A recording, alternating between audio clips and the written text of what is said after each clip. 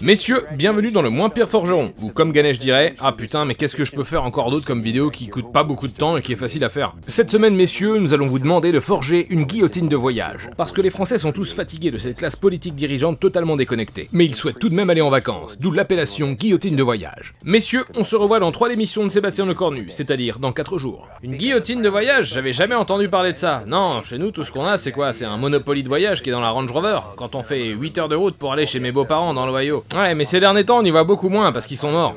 Ouais, ça me manque beaucoup de jouer au Monopoly dans la voiture. Faudrait vraiment que j'achète un Monopoly pour la maison. Bah, je viens de me rendre compte d'un truc. Quand on parle de guillotine de voyage, c'est juste un couteau quoi. Non, puis même dans toute cette émission, qu'est-ce qu'ils font les mecs? Bah ils font juste des couteaux. Non, puis même l'épée de Musclor dans le dessin animé Musclor, bah c'est juste un couteau. Ok, il détient la force toute puissante et tout le bordel, mais en vrai, Musclor il peut étaler du Saint-Moré sur ses tartines avec ça.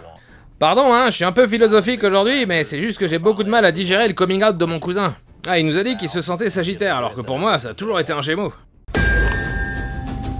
Messieurs, si les guillotines de voyage peuvent décapiter des têtes du CAC 40, nous allons surtout nous arrêter sur leurs couilles, parce que c'est bien connu, les riches ont des protège-couilles en céramique. Ce n'est pas spécialement résistant, mais c'est très joli.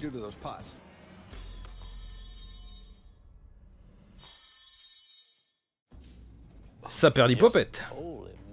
Si je puis me permettre, Jean-Claude, votre guillotine de voyage a une excellente prise en main. Si c'était une bite, je me la serais déjà mis dans la bouche. Malheureusement, si votre guillotine de voyage n'est pas en mesure de couper les couilles de Bernard Arnault, cela en fait une très piètre guillotine de voyage.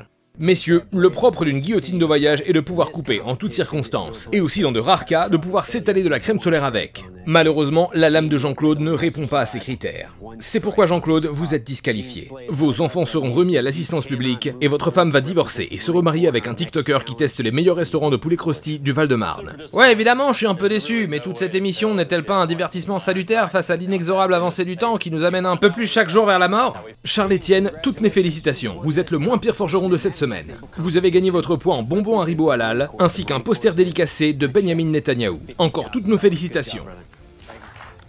Vous vous demandez certainement ce que j'ai sur la tête. Eh bien, c'est un renard que j'ai écrasé en allant voir mes beaux-parents dans l'Ohio. Ah, depuis qu'ils sont morts, les choses ne sont plus pareilles. Je peux plus écraser de renard avec la Range Rover.